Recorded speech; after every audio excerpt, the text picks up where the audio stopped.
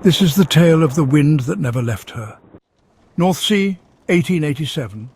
They were sailing north through a sky made of pewter, aboard a borrowed gunboat with no guns and a name that would never make the history books. After Delhi, after promises and heat and the weight of future diplomacy, Alex needed air, that bit. Charles had been quiet for hours, not dead, just thinking. You know, I passed her every day for a year, on my way to the Glasgow Nautical College. The Carrick. She was moored on the Clyde back then, still technically afloat, a ghost of what she was, but I couldn't stop looking at her. Composite hull, clipper lines, she was speed and purpose-made timber. You ever board her? No, we had plans. Idiotic ones. Student rag week, a lifeboat from the college davits. We were going to board her, liberate the R&R officer in charge, ransom him for charity. We had frogmen, navigation cadets, engineers. Seriously? We thought it was genius. Turned out it was borderline fatal. The Clyde was toxic enough to put you in hospital. The college caught wind and shut us down. No fun, but life-saving.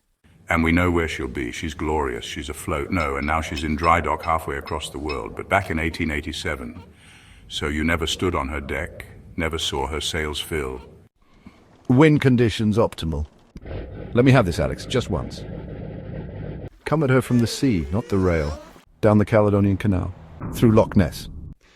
We could cut west from Inverness. That's twice as long. And 10 times more worth it. Already did.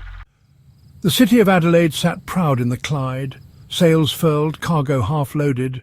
She was preparing for the long haul south, wool, copper and memories in her belly. Alex boarded under a pseudonym. A commercial observer, naval interest.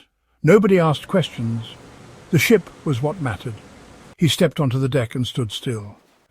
This is what I missed. Not the war, not the science, this. The sails unfurled the next morning. A brief hop down the coast to test ballast and weather trim.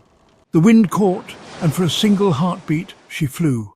Alex leaned into the rigging, coat flapping, and in his ear, Charles whispered, She's alive, and so am I.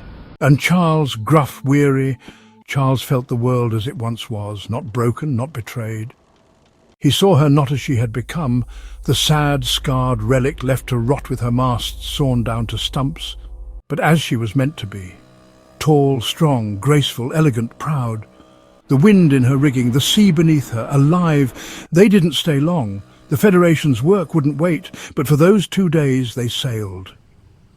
And Charles remembered not just what she was, but what they did to her. They never spoke of it again, but in the quiet moments when the work was done and the fire was low, Alex would see the flicker in his HUD, the shimmer in a pause. And he'd know Charles was still aboard, sailing.